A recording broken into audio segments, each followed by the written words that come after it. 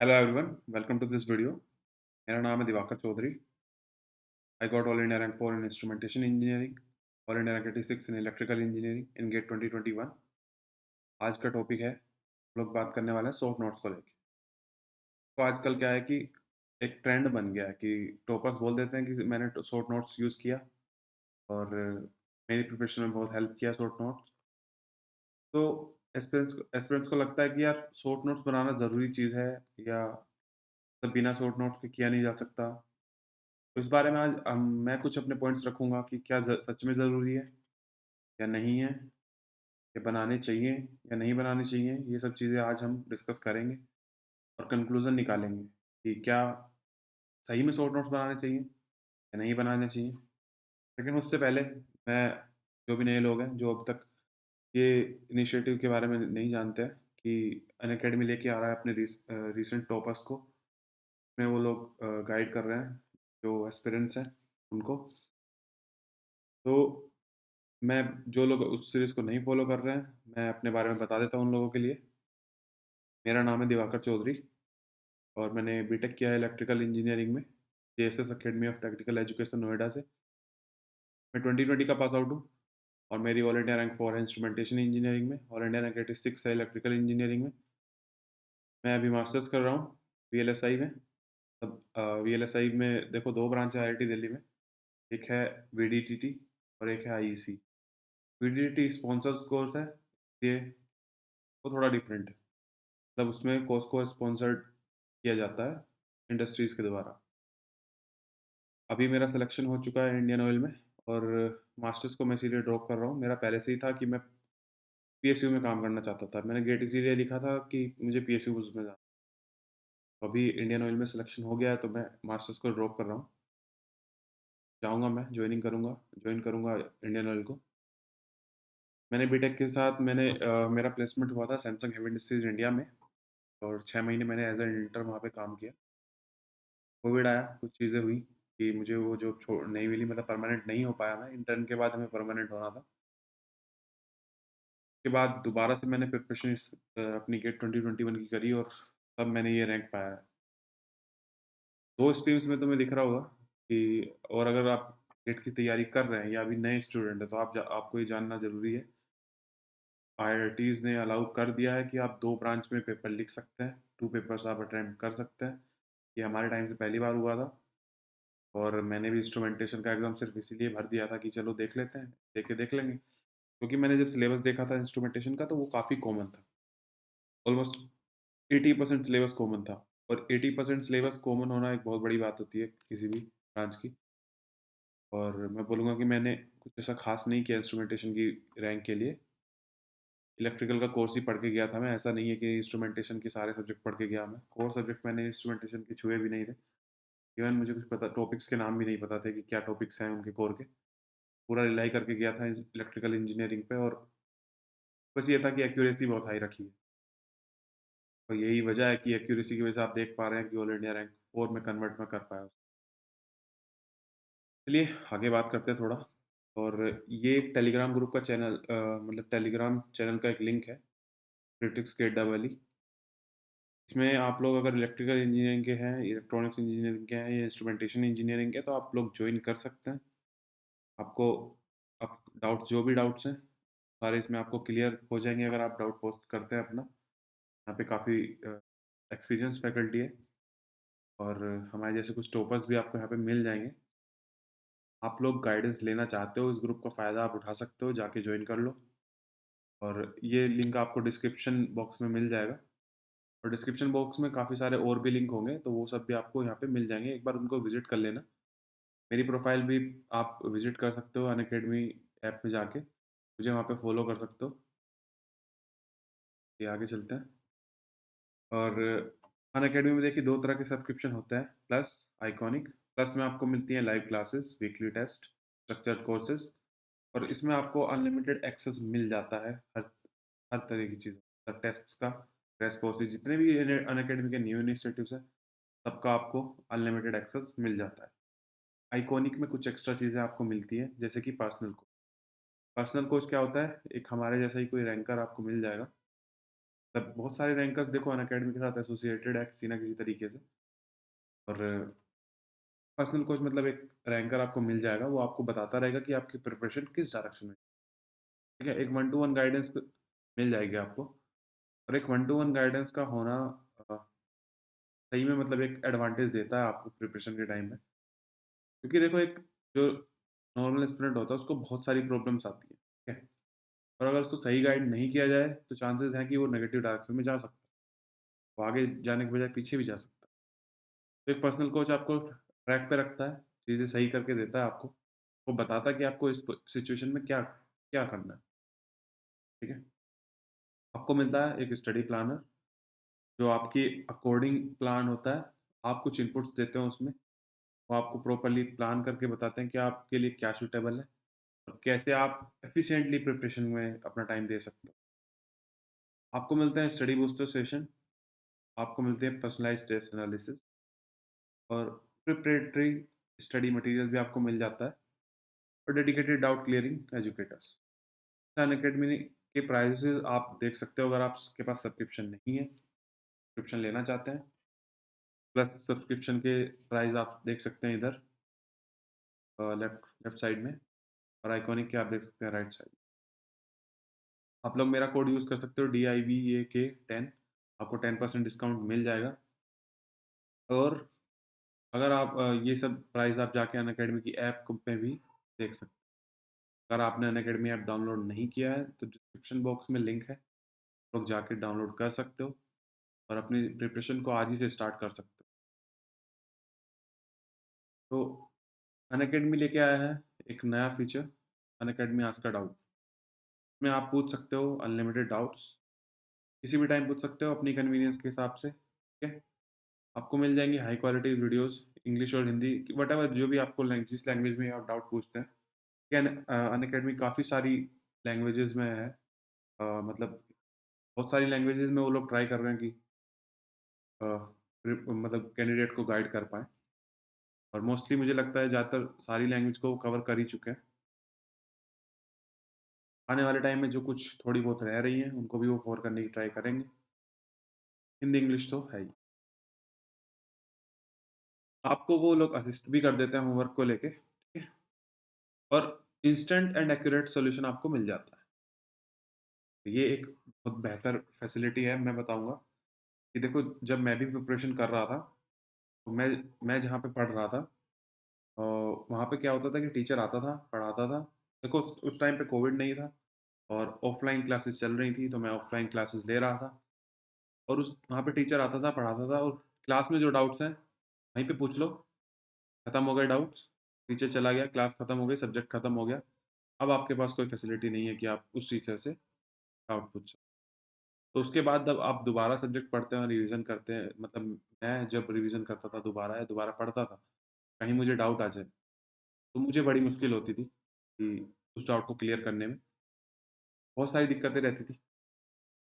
तब हम लोग क्या करते थे कि फेसबुक के कुछ ग्रुप जॉइन्स कर लिए या टेलीग्राम पे किसी टॉपर्स को देख लिया, किसी टॉपर से पूछ लिया या फिर अपने दोस्तों के ग्रुप में किसी ने वो डाउट उसको ज़्यादा अच्छे से आता हो तो उससे पूछ लिया। काफ़ी दिक्कतें रहती थी। अनअकैडमी ने आपकी ये प्रॉब्लम सॉल्व कर दिया है। आप लोग जाके इस फैसिलिटी का बेनिफिट्स ले सकते हैं।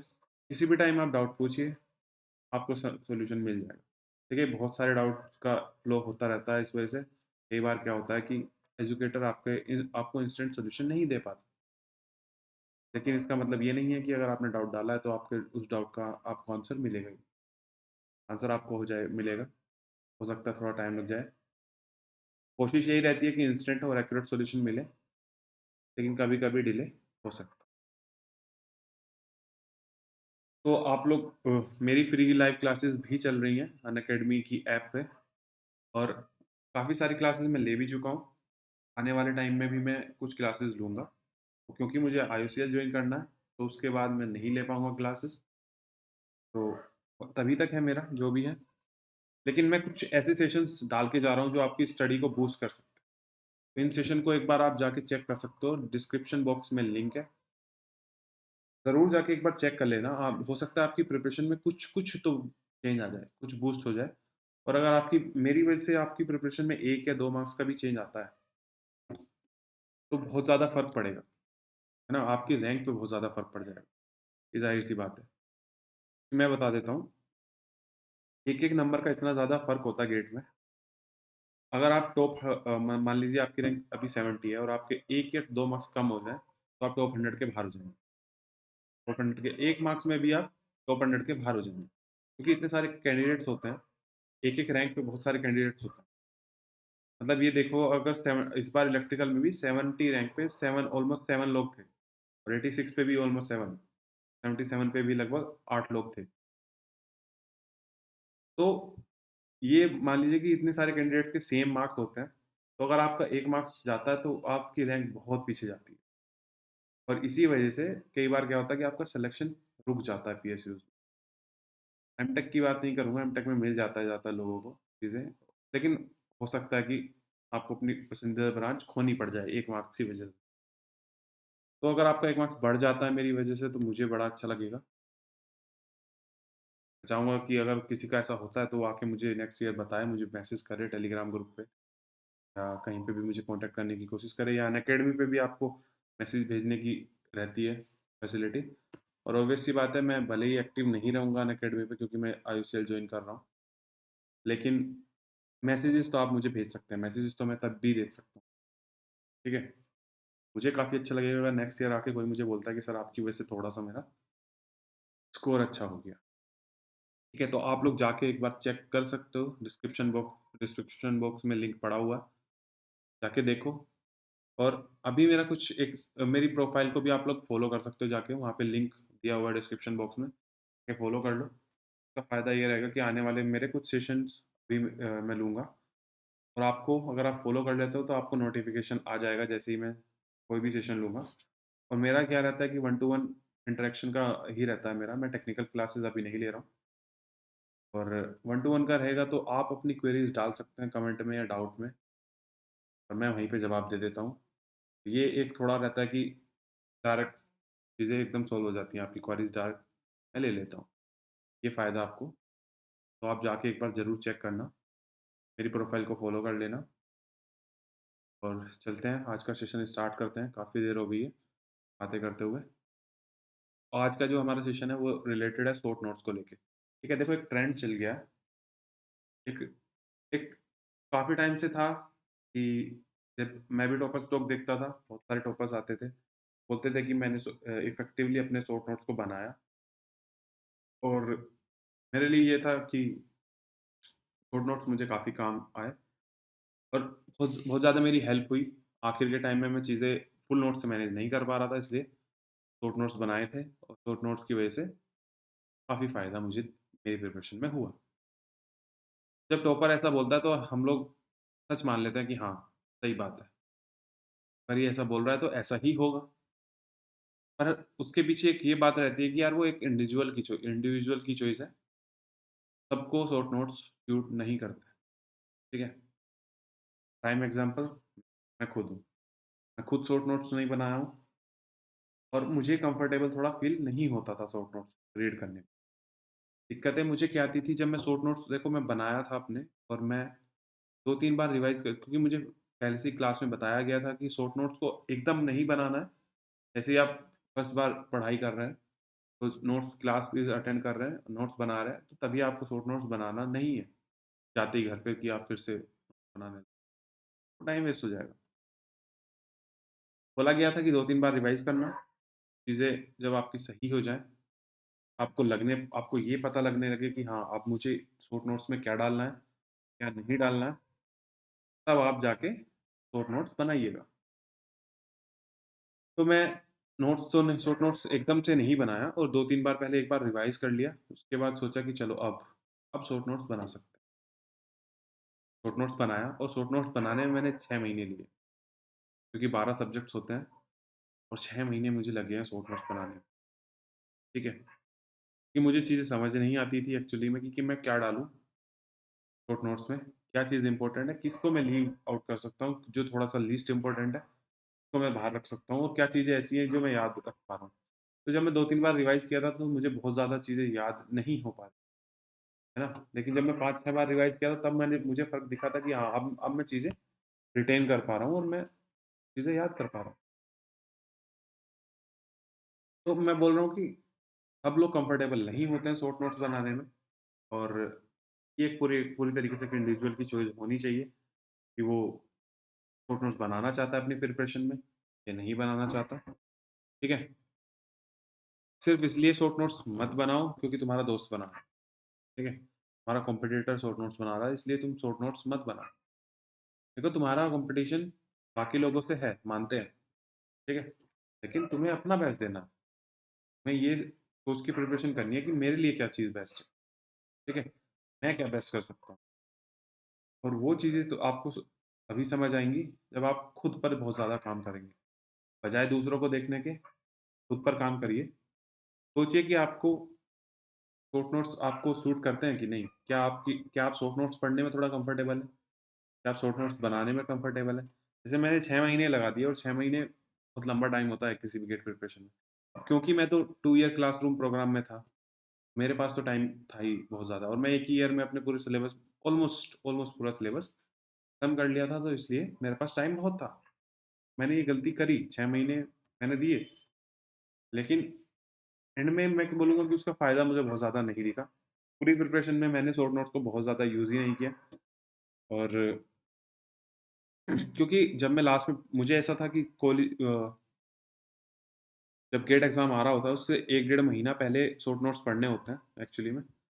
जब मैं पढ़ने बैठता था तो मुझे चीज़ें याद ही नहीं आती थी कि मैं पीछे एक्चुअली में क्या पढ़ा हूँ, या ये जो मैंने शॉर्ट नोट्स में लिखा हूँ, इसके बैकग्राउंड की स्टोरी क्या है, ठीक है? तो एक्चुअली में एक एफिशिएंट शॉर्ट नोट्स मैं नहीं बना पाया था, और बहुत सारे लोग नहीं बना पाते, ठीक है?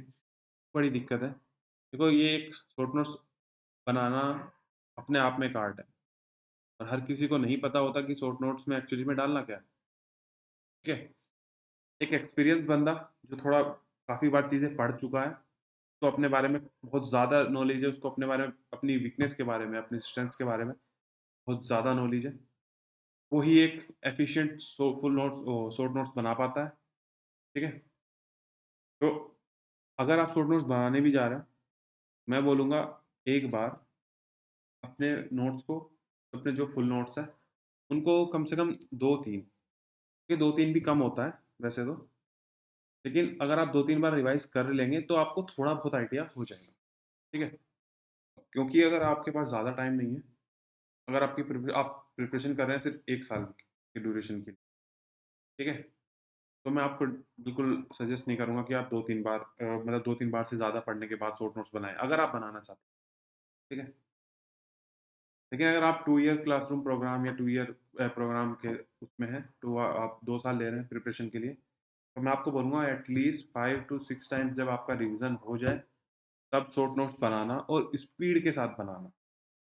मेरी तरह गलती मत करना जो 6 महीने मैंने लिए, स्पीड के साथ बनाना, ठीक है? और जब आप 5-6 बार रिवाइज़ कर चुके होते हैं चीज़ें, तब आपके लिए चीज़ें आसान हो जाती हैं।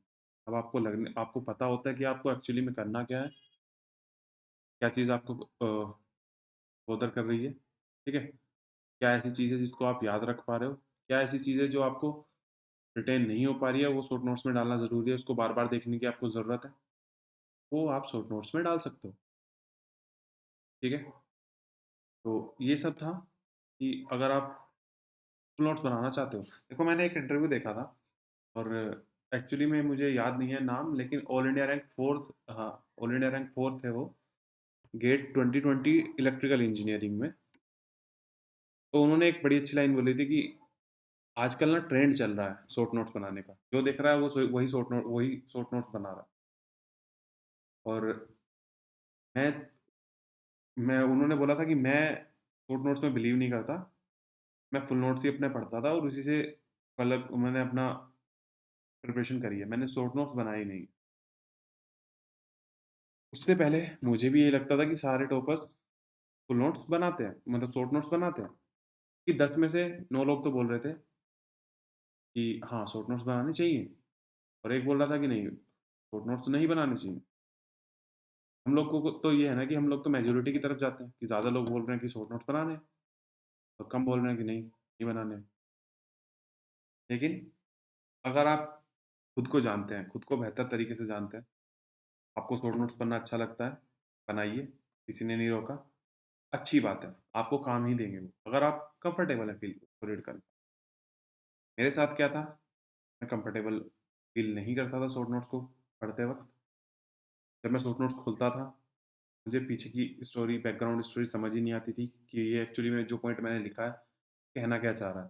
मैंने इंपॉर्टेंट फ़ॉर्मूलाज़ ज़रूर लिख लिए थे, फ़ॉर्मूलाज़, लेकिन मैं बोलूँगा गेट एक ऐसा एग्ज़ाम है कि फ़ॉर्मूलाज़ बहुत ज़्यादा याद करने की ज़रूरत पड़ती नहीं है, ठीक है? हालाँकि फ़ॉर्मूलाज़ बहुत ज़्यादा हैं, हर हर की मतलब हर ब्रांच में फ़ॉर्मूलाज़ बहुत ज़्यादा हैं, हर सब्जेक्ट में बहुत सारे फ़ॉर्मूलाज़, लेकिन सारे फ़ॉर्मूलाज़ याद रखने की ज़रूरत पड़ती नहीं है, ठीक है? तो मैं सिर्फ़ शॉर्ट नोट्स में बहुत ज़्यादा फ़ॉर्मूलाज़ थे, मैंने देखा, मैं सिर्फ़ उनको देखता रहता था, तो मुझे एक माइंड में एक पिक्चर क्लियर बनती नहीं थी। उस वजह से बड़ी प्रॉब्लम मुझे फ़ेस करनी पड़ती थी शॉर्ट नोट्स को पढ़ने में।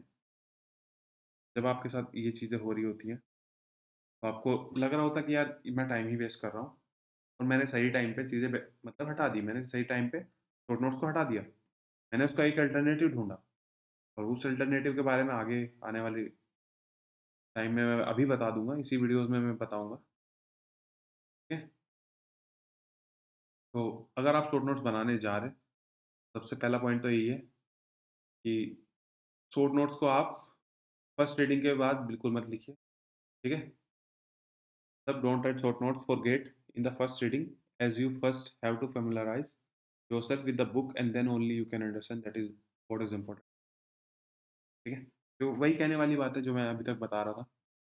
अगर आप लोग सेल्फ सेल्फ प्रिपरेशन कर रहे हैं, ज़ाहिर-सी बात है आप बुक्स को रेफ़र कर रहे होंगे, या आप कुछ नोट्स को रेफ़र कर रहे होंगे किसी कोचिंग के, भी कर रहे होंगे। पहली बार अगर आप पढ़ रहे हैं, तो उसके बाद एकदम शॉर्ट नोट्स बनाने मत जाइए, ठीक है? क्योंकि आपको नहीं पता है कि क्या चीज़ इम्पोर्टेंट है, क्या चीज़ ऐसी है जिसको आपको शॉर्ट नोट्स में डालना है, और क्या चीज़ ऐसी है जिसको आपको शॉर्ट नोट्स में नहीं डालना है। तो वो तभी आएगा जब आप कम से कम 3-4 बार चीज़ें पढ़ चुके हों, ठीक है? वरना मुश्किल है कि आप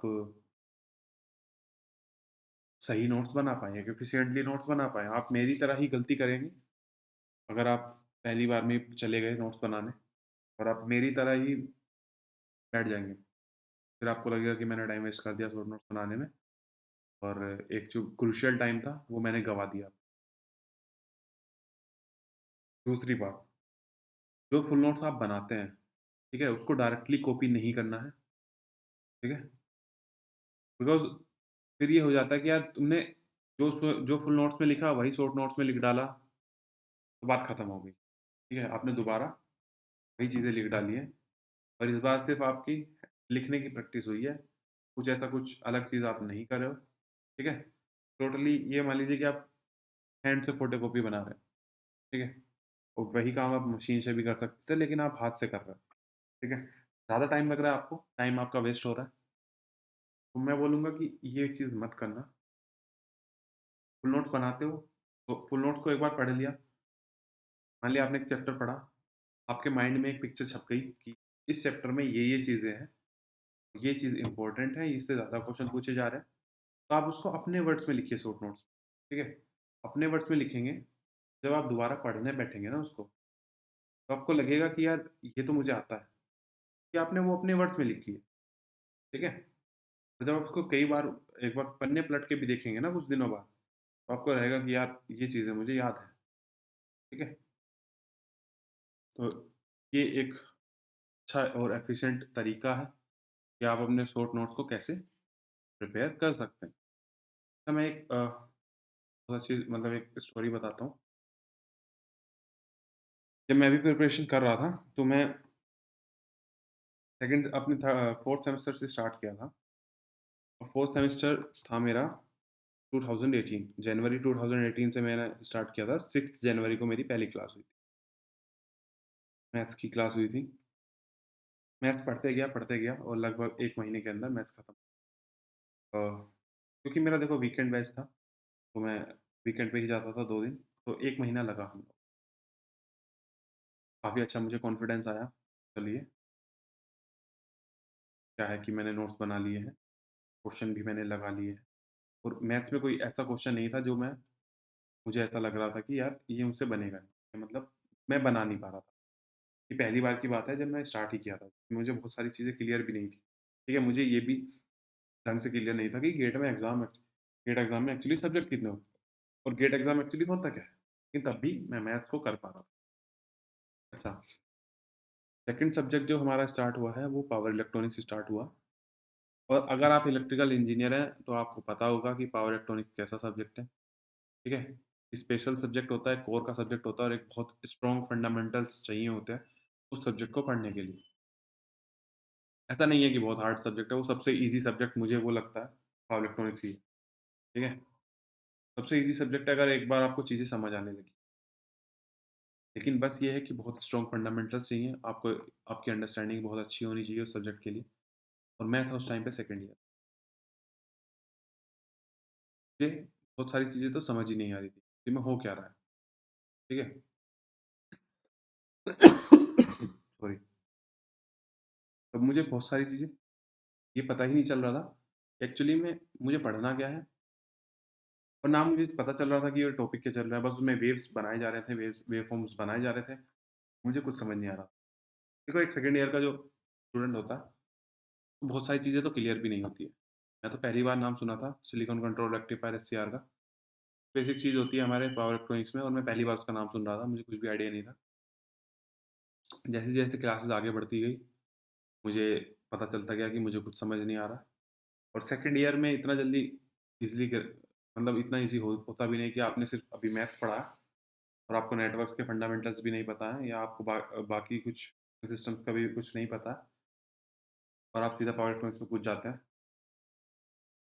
ये तो वैसे ही है कि आप अ, एक छोटे बच्चे की एक साइकिल आती है ना छोटी-सी, उसको चलाना सीखें और उसके बाद आप डायरेक्ट बोल रहे हो कि मैं तो कार ड्राइव करूँगा, ठीक है? ठुकेगी, ठुकेगी वो और ऐसा ही कुछ सीन है कि आप मैथ्स पढ़े, उसके बाद आप सीधा कूद जा रहे हो पावर इलेक्ट्रॉनिक्स में। चीज़ें खराब होंगी। सॉरी। तो पावर इलेक्ट्रॉनिक्स को मैंने क्या किया कि चलो फिर भी मैं बोला कि ठीक है, ये कोई चॉइस नहीं है कि मैं क्लास छोड़ के चला जाऊँ। अगर मुझे चीज़ें समझ नहीं आ रही हैं, तो ऐसा नहीं करना है कि क्लास छोड़ के चला जाऊँ। बैठा रहूँगा, कम से कम नोट्स बनाऊँगा। कम से कम ये तो कर लेता हूँ ना कि नोट्स बना लूँ और मेरे पास 2 ईयर क्लासरूम प्रोग्राम था तो मेरे पास लग्ज़री थी कि मैं दोबारा आके क्लासेस कर सकता हूँ।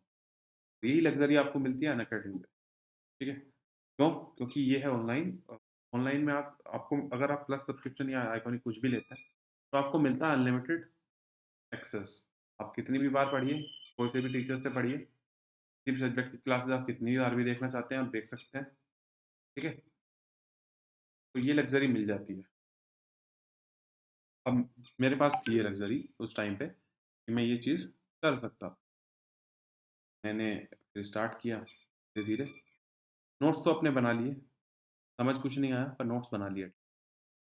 पावर इलेक्ट्रॉनिक्स के नोट कंप्लीट हो गए। मैंने कहा ठीक है, नेक्स्ट सब्जेक्ट हमारा जो देखो हमारे हाथ में नहीं होता था कि नेक्स्ट सब्जेक्ट क्या चलने वाला है। जो वो लोग डिसाइड कर लेंगे वही चलेगा। तो नेक्स्ट सब्जेक्ट चला मशीन्स। अच्छा पावर इलेक्ट्रॉनिक्स के बाद मशीन पे जाना, ये और भी टफ चीज़ है। क्योंकि अभी बेसिक्स नहीं पता है। लेकिन ऐसा था उस टाइम पे हमारे सेमेस्टर में भी चल रही थी मशीन्स। तो थोड़ा-सा एक अंडरस्टैंडिंग बन गई थी कि हाँ, ये चीज़ें हैं और पढ़ सकते हैं। मैं सबसे पहले ट्रांसफ़ॉर्मर चला, ट्रांसफ़ॉर्मर पढ़ा, नोट्स बनाए अच्छे से और मैं 4 तरह के कलर यूज़ करता था उस टाइम पे। मुझे नहीं पता था उस टाइम पे कि शॉर्ट नोट्स बनाना पड़ता है। मैं इसलिए 4 तरह के कलर यूज़ करता था। कोई इम्पोर्टेंट पॉइंट होता मेरा नॉर्मली जो लिखता था मैं वो ब्लैक एंड ब्लू पेन से। कुछ ज़्यादा इम्पोर्टेंट चीज़ है, रेड से लिखूँगा। कुछ की पॉइंट है, कुछ अलग सा पॉइंट है तो उसको ग्रीन से लिख लो और ग्रीन पेन का मैं बहुत ज़्यादा यूज़ नहीं करता था। रेड का मैं इम्पोर्टेंट पॉइंट के लिए यूज़ करता था। ठीक है? बहुत साफ-साफ नोट्स बनाए हैं मैंने और साफ-साफ नोट्स बनाने का बहुत ज़्यादा फ़ायदा है। अगर आप साफ-साफ नोट्स बनाते हैं, तो ये मान लीजिए कि आपका आधा काम तो खत्म हो गया। क्योंकि देखो जब आप रिवीज़न करने बैठोगे ना, तो रिवीज़न एक बहुत ज़्यादा बोरिंग काम है। ठीक है? कि मैं पहली बार में चीज़ें पढ़ना बहुत इंटरेस्टिंग लगता है। आप नई-नई चीज़ें पढ़ रहे होते हैं, नए-नए सब्जेक्ट पढ़ रहे होते हैं, आपको बहुत इंटरेस्टिंग लगता है और आपके अंदर थोड़ा-सा जोश भी होता है कि चलो ये प्रिपरेशन करनी है, मैं कुछ करूँगा, मैं बहुत अच्छे से पढ़ूँगा, मैं बहुत तैयारी करूँगा अपनी, गेट एग्ज़ाम निकालूँगा। तो जब आपका ये एटीट्यूड होता है और आप पहली बार चीज़ें पढ़ते हैं, बहुत स्मूथ जाती है सब चीज़ें, आपको चीज़ें समझ आ रही होती हैं, बहुत स्मूथ जाती हैं। धीरे-धीरे, धीरे-धीरे आप सारे सब्जेक्ट खत्म कर लेते हैं। उसके बाद आपको लगता है कि यार अभी तो चीज़ें रिवाइज़ करनी है। तो जब आप रिवीज़न करने बैठते हैं और अगर आपको ऐसा थोड़ा-सा भी कहीं फ़ील आ जाता है कि नोट्स तो यार मैंने अच्छे नहीं बनाए, तो मैं सच बता रहा हूँ इतना ज़्यादा मुश्किल हो जाएगा आपके लिए रिवीज़न करना, उन नोट्स को पढ़ पाना दोबारा। अगर आप बहुत गंदी हैंडराइटिंग में लिखते हैं, दोबारा आपको वो नोट्स पढ़ पाना मुश्किल हो जाएगा, तो दिक्कतें हो जाएँगी। ये बोल मैं बोल रहा हूँ कि साफ-साफ नोट्स बना रहे हो तो गेट 2023 वालों के लिए बता रहा हूँ क्योंकि अब गेट 2022 तो 2 महीने बाद है और इतना ज़्यादा आपके पास टाइम नहीं है कि अब आप नोट्स बनाने बैठो। 23 वालों के लिए मैं बता रहा हूँ, नोट्स बनाना, बहुत अच्छे से नोट्स बनाना, साफ-साफ लिखना, ठीक है? साफ-साफ लिखोगे तो आपको एक लग्ज़री मिलती है, वो लग्ज़री मिलती है माइंडसेट की। आपका माइंड इस चीज़ को ग्रास्प करने के लिए रेडी है और जब वो आपका माइंड एक अच्छी चीज़ को लिखे हुए देखता है ना साफ-साफ तो उसका भी थोड़ा-सा मन करता है कि हाँ, ठीक है, पढ़ लेता हूँ। लेकिन अगर वो वही आप थोड़ा गंदा-गंदा लिखोगे, आपको माइंड बोलेगा कि यार ये क्या लिखा हुआ है, कुछ समझ नहीं आ रहा, छोड़ो। ठीक है, आपके चांसेस बहुत ज़्यादा हैं कि आप रिविज़न करते वक़्त बहुत ज़्यादा बोर हो जाएँगे, बहुत लंबे टाइम तक रिवाइज़ नहीं कर पाएँगे चीज़ें और ये मोस्ट मेजॉरिटी के साथ यही दिक्कत है, ठीक है? छोटी-छोटी चीज़ें हैं, बहुत छोटी-छोटी चीज़ें हैं, हम सब लोग इग्नोर कर देते हैं, लेकिन बहुत बड़ा इम्पैक्ट डालती हैं, ठीक है? तो इसलिए बोल रहा हूँ, कम से कम अपने नोट्स अच्छे बनाना, ठीक है? तो चलिए मैं स्टोरी बता रहा था, तो मशीन्स पढ़ा, मशीन्स को 2 पार्ट में कराया गया था। सॉरी, मशीन्स को एक्चुअली 2 पार्ट में कराया गया था, एक ट्रांसफॉर्मर सिंक्रोनस और एक था इंडक्शन और डीसी मशीन। तो पहले से ट्रांसफॉर्मर और हमारा वो खत्म हो गया, सिंक्रोनस मशीन काफ़ी अच्छे से समझ भी आया मुझे क्योंकि अब मेरा थोड़ा माइंडसेट उस ज़ोन में जा चुका था क्योंकि साथ में सेमेस्टर में पढ़ रहे थे हम और तो धीरे-धीरे मेरा 5th सेमेस्टर आ चुका था। थोड़ा-सा डेवलप हो गया था माइंडसेट उस तरीके से कि एक बार मशीन पढ़ चुका हूँ तो चीज़ें समझ आ रही हैं और देखो ट्रांसफार्मर एक आसान टॉपिक भी होता है, समझना आसान हो। धीरे-धीरे समझा, आगे बढ़ते गए। सिग्नल सिस्टम फिर नेक्स्ट चला हमारा और क्योंकि अब सिग्नल सिस्टम आया, बेसिक सब्जेक्ट था, बहुत एडवांस सब्जेक्ट नहीं है सिग्नल सिस्टम लेकिन इलेक्ट्रॉनिक्स वालों के लिए बहुत एडवांस है, की बात नहीं करेंगे। इलेक्ट्रिकल वालों के लिए बहुत एडवांस सब्जेक्ट नहीं है, कभी-कभी बहुत टफ क्वेश्चन आ जाता है, लेकिन most of the time easy question ही आता है। और गेट 2021 में तो मैं बोलूँगा स्टैंडर्ड फॉर्म से ही क्वेश्चन आया हुआ था। सिग्नल सिस्टम पढ़ते गया धीरे-धीरे, वो भी मैंने ख़त्म कर लिया। और देखो मेरा सबसे मेन कंसर्न यही था फर्स्ट ईयर में, जब मैं अपनी प्रिपरेशन के फर्स्ट ईयर में था कि नोट्स अच्छे से बनाने हैं, क्वेश्चन सॉल्व करने हैं। क्वेश्चन में देखो उस टाइम पे पीवाईक्यू सॉल्व नहीं कर रहा था, प्रीवियस ईयर क्वेश्चन सॉल्व नहीं कर रहा था। लेकिन जो वर्कबुक हमें लोगों को मिलती है, वो सॉल्व कर रहा था। तो उसको सॉल्व करते-करते आगे चला गया। सिग्नल सिस्टम बहुत अच्छे से तैयार किया। सिग्नल सिस्टम के बाद चला एनालॉग इलेक्ट्रॉनिक्स। एनालॉग इलेक्ट्रॉनिक्स शुरू किया, पढ़ते गया, बहुत अच्छे से समझ भी आ रहा था। स्टार्टिंग में क्योंकि डायोड्स होती है, क्लिपर, क्लैंपर्स ये सब तो हम फर्स्ट ईयर में पढ़ लेते हैं, बीटेक के। और जब ये चीज़ आप फर्स्ट ईयर में पढ़ लेते हो तो आपको पहले से पता है कि एक्चुअली क्या है चीज़। धीरे-धीरे चीज़ें चल के बीजेटी पे गई। बीजेटी पे जाती क्योंकि उस वक़्त मैं 5th सेम में था, बहुत ज़्यादा चीज़ें क्लियर नहीं थी बीजेटी को लेके। धीरे-धीरे चीज़ें समझ आना मुझे बंद हो गई बीजेटी में। उसके बाद क्या हुआ कि थोड़ा-सा एक सिचुएशन आई कि मेरी बैकलॉग लगी ह्यूमन वैल्यूज़ में। ठीक है, तो थोड़ा माइंडसेट और थोड़ा-सा गड़बड़ा गया। तो मैंने क्लासेस करना ही छोड़ दिया। मैंने एनालॉग इलेक्ट्रॉनिक्स स्किप कर दिया। ये बहुत गलत डिसीज़न था क्लासेस स्किप करने का, क्योंकि मुझे अगले साल फिर से करनी पड़ी वो क्लासेस। हालाँकि मैंने हैंडल कर लिया, मेरे पास वो लग्ज़री थी कि मैं दोबारा क्लासेस कर सकता हूँ और आप लोगों के पास भी वो लग्ज़री हो सकती है, अगर आप अनअकैडमी का ले लेते हैं। अगर नहीं ले लेंगे, कहीं और से आप ऑफलाइन करना चाहते हैं, तो आपके पास वो लग्ज़री नहीं रहेगी। ठीक है? अनअकैडमी की अच्छी बात है कि यही अनलिमिटेड एक्सेस को मिलता है। यूट्यूब के पे भी आपको क्रिटिक्स टीम बताती रहती है, आपको फ्री इनिशिएटिव्स बहुत ला रखे हैं अनअकैडमी ने और सफिशिएंट है। ठीक है? तो आप लोग अनअकैडमी पे भरोसा कर सकते हो। ठीक है? और इस टाइम पे तो मैं बोलूँगा कि अनअकैडमी से बेहतर कुछ है नहीं, इस टाइम। ऑनलाइन चल रही हैं सब चीज़ें। सारे टीचर जो बाकी कोचिंग्स में पढ़ाए थे, वो सब अनअकैडमी पे पढ़ा रहे हैं। ठीक है? मैं खुद आदित्य कंवल सर से पढ़ा हूँ। नेटवर्क के टीचर हैं और अनअकैडमी पढ़ा रहे हैं। नेटवर्क कंट्रोल सिस्टम लेते हैं वो लोग। उमा महेश्वर सर से मैं मैथ्स मैथ्स पढ़ा हूँ। उस टाइम पे ये लोग ऑफलाइन पढ़ाते थे, तो इन लोगों से मैं पढ़ा हूँ। सॉरी। ठीक है? तो मेरा ये था कि नोट्स बनाते जाओ। एनालॉग इलेक्ट्रॉनिक्स के बाद चला पावर सिस्टम। पावर सिस्टम हमारे लिए इलेक्ट्रिकल इंजीनियर्स के लिए कोर सब्जेक्ट है और ये है कि बहुत स्ट्रॉन्ग सब्जेक्ट होता है आपका हमारा। और ये मान लीजिए कि ये वो सब्जेक्ट है जो आपकी रैंक बनाता है। तो बाकी जितने भी सब्जेक्ट जो मुझे लगता है कि सबसे ज़रूरी सब्जेक्ट क्या होते हैं, पावर इलेक्ट्रॉनिक्स, पावर सिस्टम और मशीन। सिर्फ 3 ही सब्जेक्ट इलेक्ट्रिकल इंजीनियरिंग में है। बाकी सब्जेक्ट तो मैं मानता हूँ कि टूल्स हैं। जो ज़रूरी सब्जेक्ट हैं वो यही 3 हैं और अगर इन तीनों को आप अच्छा कर लेते हैं, तो आपके चांसेस हैं कि आप बाकी सब्जेक्ट को भी अच्छा कर लेंगे और गेट में आपकी रैंक आ जाएगी। आप अच्छे से तैयारी हो जाएगी आपकी। इन 3 सब्जेक्ट को करना ही इन 3 सब्जेक्ट को आधा मतलब इन 3 सब्जेक्ट को करना मतलब तुमने आधा बैटल तो जीत ही लिया। ठीक है? तो पावर सिस्टम पढ़ा और पावर सिस्टम लगभग 2 ढाई महीने चला। नोट्स बनाए अच्छे से, फिर वही नोट्स बनाए, वर्कबुक लगाई, क्वेश्चन सोल्व किए, चलते गया। नेट उसके बाद नेटवर्क पढ़ा मैंने। नेटवर्क आए, आदित्य कंवल सर पढ़ाने आए। बहुत बहुत ज़बरदस्त टीचर हैं, अनअकैडमी में पढ़ाते हैं और कंट्रोल सिस्टम भी लेते हैं वो अनअकैडमी पे तो। मेरे टाइम पे तो वो सिर्फ वो नेटवर्क पढ़ाए थे, ऑफलाइन ले रहा था मैं क्लासेस। तो आप लोग जाके उनको ज़रूर देखना देखो। मैं किसी और को रिकमेंड करूँ नहीं करूँ, लेकिन आदित्य सर को ज़रूर देखना। उनकी क्लासेस ज़रूर अटेंड करना। अनअकैडमी पे मिल जाएँगी आपको उनकी क्लासेस। प्लस पे जाके देख सकते हो। देखो, उन मतलब बहुत ज़बरदस्त टीचर हैं यार, बहुत ज़बरदस्त। आपके देखने का चीज़ों को देखने का नज़रिया बदल जाता है। वो सब्जेक्ट भले ही नेटवर्क एनालिसिस लेते हैं।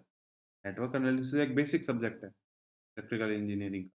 सबसे सभी इलेक्ट्रिकल इंजीनियर से एक्सपेक्ट किया जाता है कि एटलीस्ट नेटवर्क तो सोल्व करेंगे ही करेंगे। लेकिन जो वो बाकी सब्जेक्ट्स को देखने का नज़रिया जो डेवलप होता है, वो नेटवर्क से होता है और आदित्य सर कर देते हैं। ठीक है?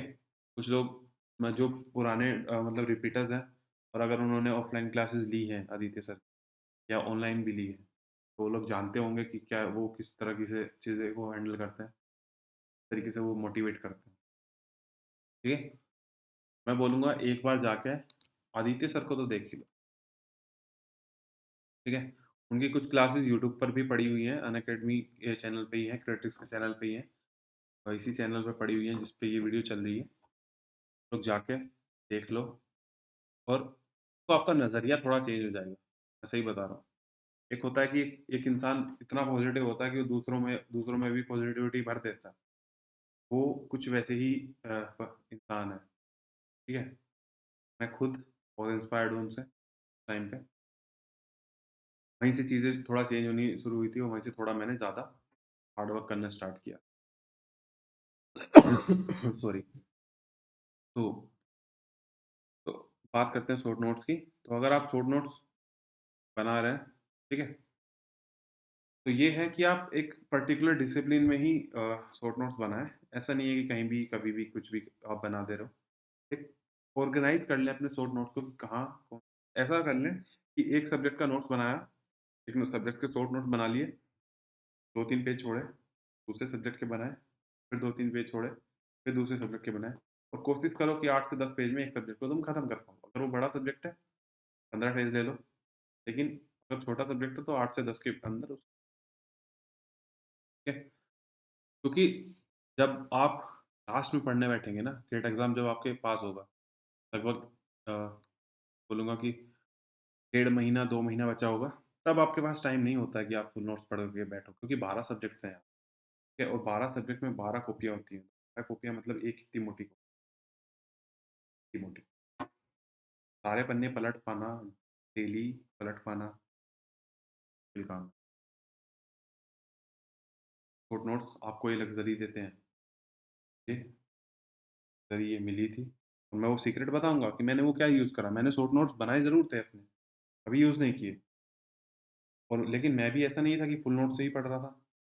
मेरे पास भी तो कुछ ऐसा टूल रहा होगा ना, तो वो टूल मैं अभी बता दूँगा इस वीडियो में। आप लोग भी अगर आप शॉर्ट नोट्स नहीं बना पाए हो, क्योंकि देखो अब 2 महीने बचे हैं, अब टाइम नहीं शॉर्ट नोट्स बनाने का।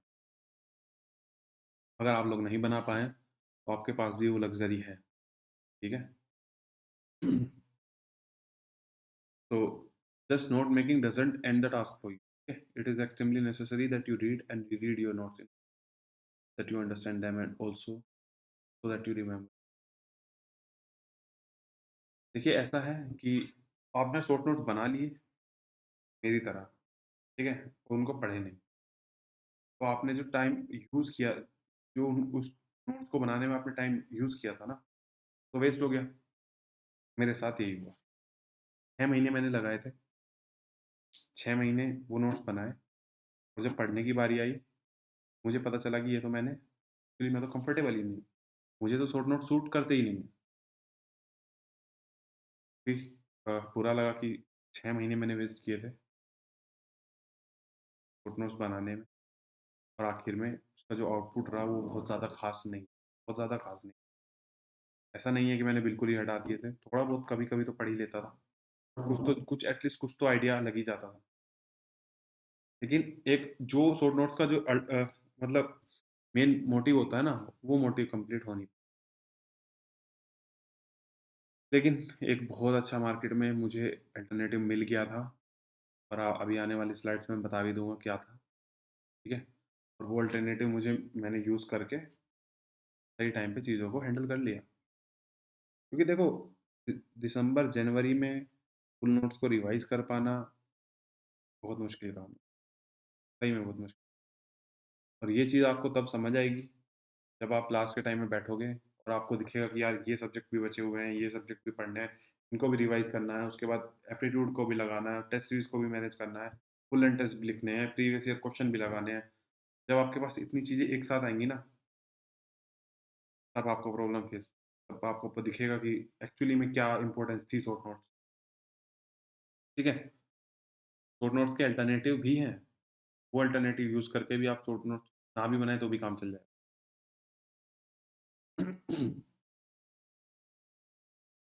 तो ऐसा है कि it is necessary that you understand what suits you best, as in the end your notes are going to be your tool to success, ठीक है? इसका मतलब यही है कि आपको समझ आना चाहिए कि आपके लिए बेस्ट क्या है, ठीक है? कि आपके नोट्स ही हैं जो आपको फिट करेंगे। देखो अगर आप शॉर्ट नोट्स बनाते हो, आप शॉर्ट नोट्स का इफ़ेक्टिवली यूज़ करके आप किसी भी तरीके से 1 या 2 नंबर भी बढ़ा लिए अपने, ठीक है? मान लिया अभी आपके 75 मार्क्स आ रहे थे और आपने इफ़ेक्टिव यूज़ करके शॉर्ट नोट्स का 1-2 नंबर बढ़ा लिया, आपके 76 हो गए। 75 पे अगर आपकी 108 रैंक बन रही थी, 76 पे आपकी वही रैंक हो जाएगी 70 क्या? तो आपने 28 लोगों को भी 1 नंबर, ये मैं आपको बता रहा हूँ गेट 2021 का डाटा, ठीक है? मेरे मार्क्स थे 25.67 और मेरी रैंक थी 86।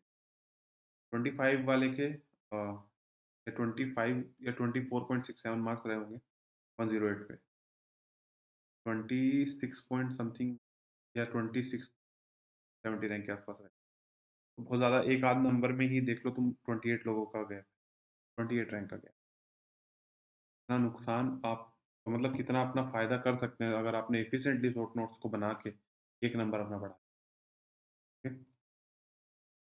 शॉर्ट नोट्स को बनाने के लिए आप क्या-क्या यूज़ कर सकते हैं? देखो एक डायग्राम को बना देखो हमारा माइंड क्या होता है, थ्योरी पढ़ने के बजाय वो डायग्राम को देख के ज़्यादा चीज़ें समझता है, ठीक है? तो अगर आप ये चीज़ कर पा रहे हो, ठीक है? कि आप बहुत अच्छे से एक डायग्राम को मतलब आपने देखा कि एक सिंक्रोनस आपने एक टॉपिक देखा आर्मेचर रिएक्शन, आपने एक डायग्राम बना लिया, सारी चीज़ें आपने उसमें अच्छे से देख ली, लिख लिख डाली और आपको अब वो डायग्राम देखते ही चीज़ें समझ आ जाती हैं, पूरा टॉपिक आपको समझ आ जाता है कि आर्मेचर रिएक्शन में एक्चुअली आप क्या-क्या पढ़े थे, ठीक है? तो सिर्फ इतना सा स्पेस और एक आर्मेचर रिएक्शन का पूरा टॉपिक कवर। समझ रहे हो कि एक डायग्राम का कितना ज़्यादा इम्पोर्टेंस है, ठीक है? तो ये एक तरीके से बोनस है। सॉरी। तो ये एक तरीके से आपके लिए बोनस है, ठीक है? आप कलर कोडिंग यूज़ कर सकते हो। देखो ये बहुत बहुत ज़्यादा इफ़ेक्टिव वे है शॉर्ट नोट्स को अच्छा बनाने का। अगर आप 4 डिफरेंट कलर यूज़ करते हो या 5 या 6 या 7 भी, 10 मत यूज़ करना क्योंकि फिर कलर कोडिंग फेल हो जाएगी। 4-5 6 भी यूज़ करोगे तो मुझे याद है मतलब मैं बोलूँगा कि 6 सजेस्ट कर सकता हूँ। परफेक्टली बोलूँ तो 4, 4 बना लो, कलर कोडिंग अपनी अपने अकॉर्डिंग बना लो। आप लिख लो कि आप नॉर्मली जो लिखोगे तो ब्लैक और ब्लू यूज़ करोगे, इम्पोर्टेंट है रेड लिखोगे, कुछ की पॉइंट है तो ग्रीन लिखोगे, कुछ बहुत बहुत बहुत ज़्यादा इम्पोर्टेंट है तो कुछ अलग कलर लिखोगे। अगर आप ऐसा करके अपनी कलर कोडिंग करोगे, तो मैं तो बोलूँगा फिर आपको शॉर्ट नोट्स बनाने की भी ज़रूरत नहीं पड़ेगी। कि आप अगर इम्पोर्टेंट पॉइंट जानते हो, आपको पता है कि रेड में इम्पोर्टेंट है, तो एंड में अगर जनवरी में आप रेड रेड पॉइंट भी पढ़ डालोगे सारे, तो आपकी चीज़ें बहुत सारी चीज़ें कवर हो जाएँगी। जब ऐसा होने लगेगा, शॉर्ट नोट्स बनाने की ज़रूरत ठीक है? चलो अ, जो हमारा जो सीक्रेट है, जो मैंने यूज़ किया था देखो, उसके बारे में बात करें। शॉर्ट नोट्स को यूज़ कैसे करना है, उसके बारे में बात कर लें। देखो सिर्फ़ शॉर्ट नोट्स के भरोसे नहीं रहना। ऐसा नहीं है कि आप लास्ट के 2 महीने में सिर्फ़ सिर्फ़ शॉर्ट नोट्स पढ़ रहे हो, कुछ नहीं। शॉर्ट नोट्स किसी फ़ायदे के नहीं है, ठीक है? शॉर्ट नोट्स आपका इस तरीके से मान लीजिए कि आप कोई एक बैटल लड़ने गए हैं, आपके पास तलवार है, ठीक है? लेकिन आपके पास एक चाकू की लग्ज़री भी है। समझ रहे हो? काम तो तलवार को ही करना है, लेकिन आपके पास एक चाकू की लग्ज़री भी है, ठीक है? उसको भी आप यूज़ कर सकते हो। वैसा ही कुछ है। रिलेट कर सकते हो ना? रिलेट कर पा रहे हो? मेरी बात का मतलब समझना, बस उस वर्ड्स पे नहीं जाना कि तलवार और चाकू, दैट्स डिफरेंट थिंग। लास्ट के 1 से डेढ़ मंथ में ही आप पढ़ाई करना शॉर्ट नोट्स को और ये इंश्योर करना कि आप बहुत ज़्यादा टाइम शॉर्ट नोट्स को पढ़ने में नहीं लगा रहे। ऐसा नहीं है कि आपको डेली शॉर्ट नोट्स पढ़ने हैं 4-5 घंटे, ज़्यादा टाइम हो 4-5 घंटे। ट्राई करो, जब आप लास्ट के 2 मंथ में हो या डेढ़ मंथ में हो, तो शॉर्ट नोट्स को 1 घंटे के अंदर पढ़ डालो। 1 घंटा, डेढ़ घंटा, 2 घंटा, ज़्यादा नहीं। कि आपको फुल लेंथ टेस्ट भी लिखने हैं, टेस्ट सीरीज़ भी लगानी है, उसके बाद उसका एनालिसिस भी करना है। और आपको लास्ट के मंथ में वो एडवाइस करूँगा कि एप्टीट्यूड भी थोड़ा-थोड़ा लगाते रहो। कि एप्टीट्यूड देखो एक ऐसा सब्जेक्ट है एप्टीट्यूड कि जो आपको सिलेक्शन दिलाएगा तो नहीं, पर आपका सिलेक्शन रोक ज़रूर सकता है वो, ठीक है? समझ रहे हो मैं कहना क्या चाह रहा हूँ? मतलब एप्टीट्यूड ऐसा सब्जेक्ट है कि जिसको सब लोग सही करेंगे। वहाँ पे कोई कॉम्पिटिशन ही नहीं है। लेकिन अगर आपने गलत कर दिया तो आप कॉम्पिटिशन से बाहर हो। समझ रहे हो? ये मान लीजिए कि एक रिले रेस है जिसमें 4 प्लेयर दौड़ रहे हैं और पहला प्लेयर ही गिर जाए, बाकी 3 का कोई फ़ायदा नहीं। समझ रहे हो? लेकिन अगर वही पहला प्लेयर जाके बैडमिंटन दे दे दूसरे प्लेयर को, दूसरा तीसरे को, तीसरा चौथे को, रेस पूरी हो जाए, लोग जीत जाएँ। समझ रहे हो? वैसा ही कुछ है एप्टीट्यूड को लेके। अगर एप्टीट्यूड आपने सही कर लिया, तो आप कॉम्पिटिशन में नेक्स्ट स्टेज पे जा रहे हो। लेकिन अगर आप कॉम्पिटिशन मतलब एप्टीट्यूड को ही गलत कर बैठे हैं, तो आपका कॉम्पिटिशन तो पे खत्म। बहुत सारे लोग इतनी ज़्यादा लीड ले चुके हैं आपसे कि आपको अपने आगे वाले आने वाले सब्जेक्ट्स में उनको पिछाड़ना बहुत मुश्किल हो जाएगा। ठीक है? साथ ही साथ देखो जब हम शॉर्ट नोट्स बना रहे होते हैं, तब हमारे साथ कई बार ये दिक्कतें हो जाती हैं कि हम लोग बहुत सारी चीज़ें भूल जाते हैं। ऐसा लगता है कि हम ऐसा अपने शॉर्ट नोट्स को देखो आप परफेक्टली नहीं बना पाओगे, कितना भी आप कोशिश कर लो। कुछ ना कुछ ऐसा इम्पोर्टेंट छूट ही जाएगा जो आप शॉर्ट नोट्स में नहीं डालोगे। पढ़ लो, रिवाइज़ करो और जो आपको इसलिए मैंने बोला था कि एक सब्जेक्ट तुम शॉर्ट नोट्स में अपने एक सब्जेक्ट के शॉर्ट नोट्स बनाए, उसके बाद कुछ पेज छोड़ो, फिर दूसरे सब्जेक्ट के, फिर कुछ पेज छोड़ो, फिर तीसरे सब्जेक्ट के। तो वो कुछ पेज छोड़ने का मतलब यही था कि आपको वहाँ पे चीज़ें ऐड करनी है। जो आपको आगे आने वाले टाइम में लगेगा कि ये इम्पोर्टेंट है, वो चीज़ें आपको ऐड करनी है, ठीक है? जो मुझे सबसे देखो मेरा जो मैंने यूज़ किया, वो मैं बताता हूँ।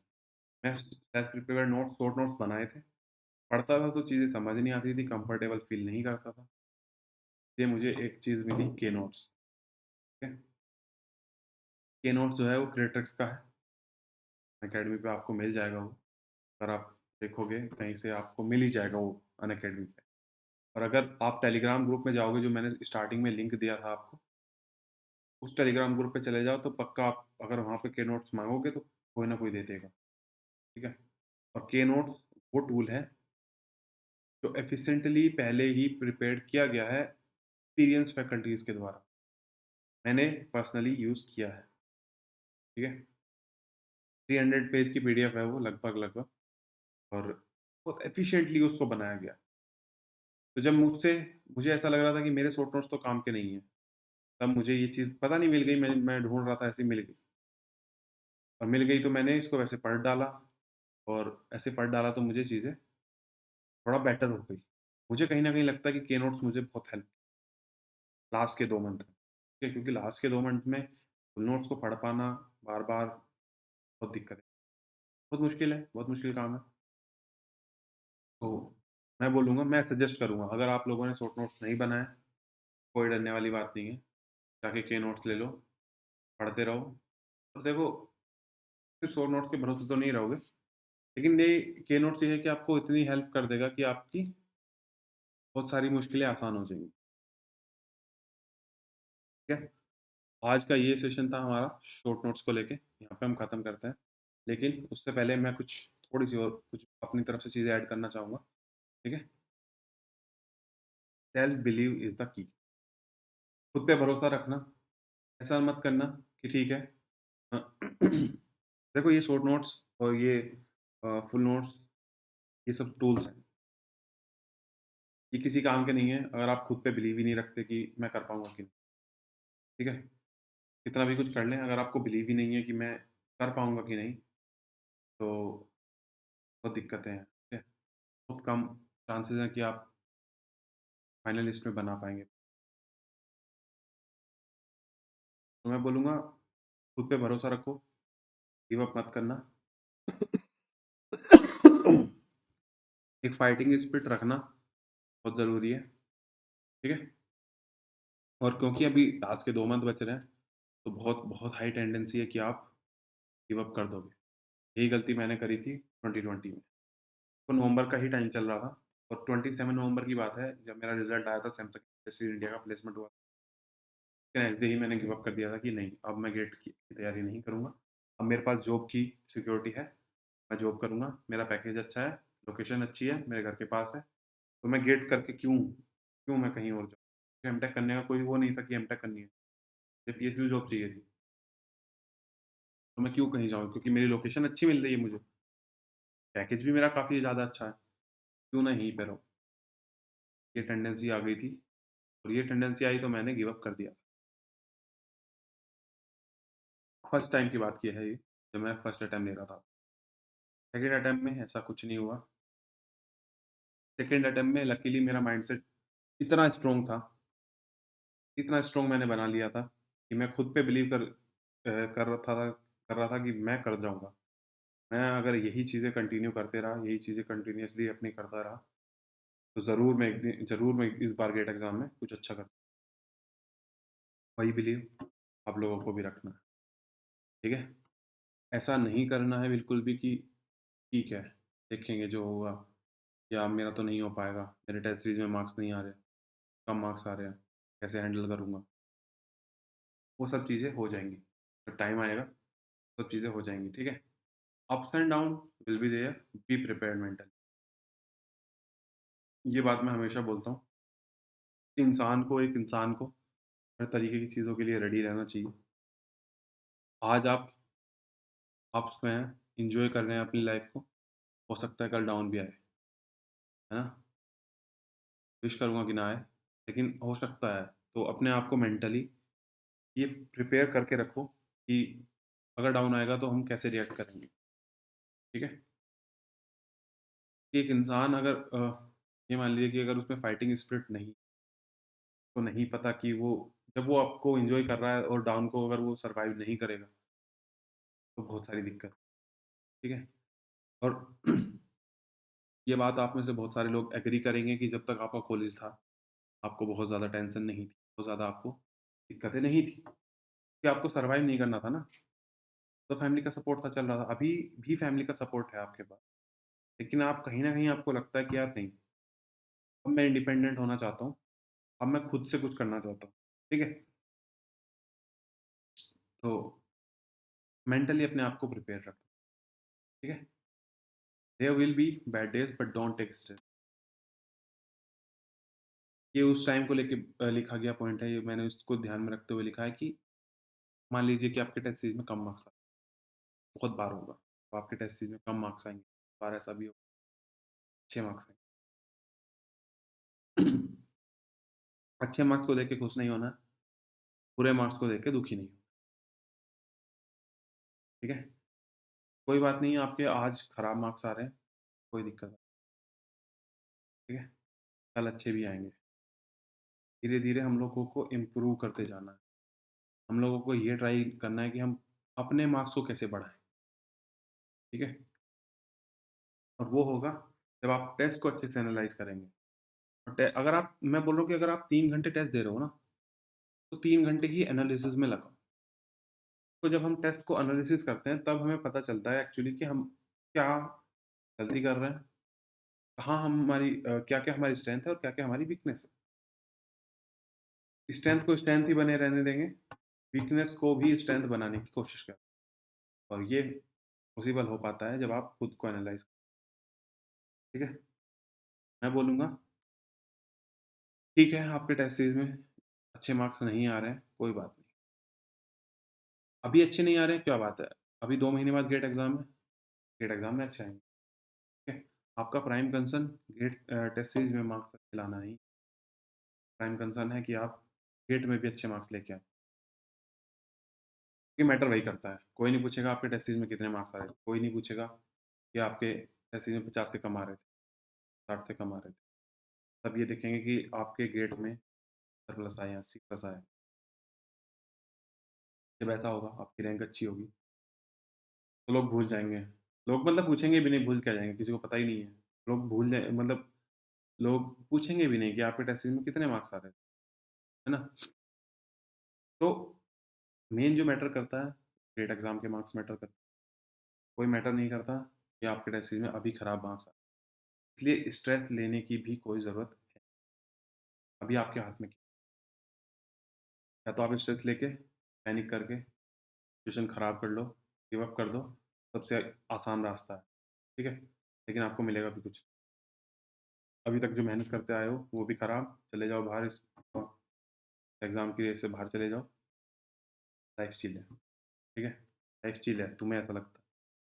लेकिन सर्वाइव करना बाहर बहुत अनएम्प्लॉयमेंट इतना ज़्यादा है ना कि बता नहीं सकते, है ना? बहुत दिक्कत है। भीड़ इतनी ज़्यादा बढ़ चुकी है और सीट्स बहुत क्यों ना अपने लिए थोड़ा फाइट करें, है ना? अपने लिए फाइट करते हैं। सॉरी। तो अपने लिए फाइट रखिए, पूरा ट्राई करिए कि आप गेट एग्ज़ाम में अच्छा परफ़ॉर्म करें। गिव अप मत करिए, लास्ट के 2 महीने, सिर्फ़ 2 महीने की बात है। पढ़िए अच्छे से, जितना अपना बेस्ट हो सकता है उतना बेस्ट दीजिए। रिज़ल्ट अभी आपके हाथ में नहीं है ना, जब रिज़ल्ट आएगा तब की तब देखेंगे। अभी आपके हाथ में क्या है? आपके हाथ में है कि आप पढ़ो, क्वेश्चन सोल्व करो, रिवाइज़ करो, प्रैक्टिस करो, अपने आप को मेंटली प्रिपेयर करो गेट एग्ज़ाम के। ये आपके हाथ में सिर्फ़ आपके हाथ में ये बिल्कुल भी नहीं है कि आपका रिज़ल्ट क्या आने वाला है, आपकी रैंक क्या आने वाली है। तो ज़रूरी है कि आप लोग ये ट्राई करें कि अच्छा कर पाएँ। ठीक है, अपना बेस्ट दे दें, और आपने अपना बेस्ट दे दिया, आपको ये रिग्रेट नहीं रहेगा कि मैंने अपना बेस्ट नहीं दिया था, और आपको ये रिग्रेट भी नहीं रहेगा कि अगर आपकी रैंक खराब भी आती है कि मैंने अच्छा नहीं किया, मैंने कुछ गलतियाँ करी, रिग्रेट भी आपको नहीं रहेगा। क्योंकि ऐसा तो है नहीं कि गेट एग्ज़ाम में अगर आपकी रैंक अच्छी नहीं आएगी तो आप ज़िंदगी में कुछ कर ही नहीं पाओगे, ऐसा तो कुछ नहीं है, ऐसा तो बिल्कुल भी कुछ नहीं है। रास्ते बहुत सारे हैं आपके, लेकिन ये एक अच्छा रास्ता है, आपने चुना है, तो अगर आपने ये रास्ता चुना है, तो अपनी मंज़िल तक भी पहुँचिए, ठीक है? आज की वीडियो में सिर्फ़ इतना ही रखते हैं, और मुझे लगता है कि कुछ ना कुछ आप ज़रूर इस वीडियो से लेके जाएँगे, सीख के जाएँगे। अगर आपने इतना टाइम इस वीडियो को दिया है, अपना देखा है, कुछ ना कुछ आप सीखे होंगे मुझसे, और कमेंट सेक्शन में भी आप लिख सकते हैं अगर आप कुछ सीखे हैं, बता सकते हैं कि आपको ये वीडियो कैसा लगा। Thank you.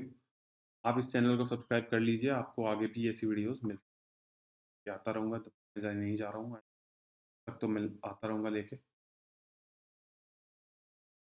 बेल आइकन को भी दबा लीजिए। अगर आपको वीडियो अच्छी लगी है तो लाइक करिए, शेयर करिए, और जितने भी डिस्क्रिप्शन बॉक्स में लिंक पड़े हुए हैं, उनको एक बार विज़िट कर लीजिए, ठीक है? मुझे अनअकैडमी पे फॉलो कर लीजिए। मेरी स्पेशल क्लासेस जो अनअकैडमी पे मैं ऑलरेडी ले चुका हूँ, जाके एक बार देख सकते हो, ठीक है? कुछ ना कुछ अगर आपको ऐसा कुछ पॉइंट मिल जाता है, जो आपकी प्रिपरेशन में हेल्प कर देता है, मुझे बड़ी खुशी होगी। आज की वीडियो में सिर्फ़ इतना ही। मिलते हैं नेक्स्ट वीडियो में, तब तक के लिए टाटा बाय-बाय, लेट्स क्रैक।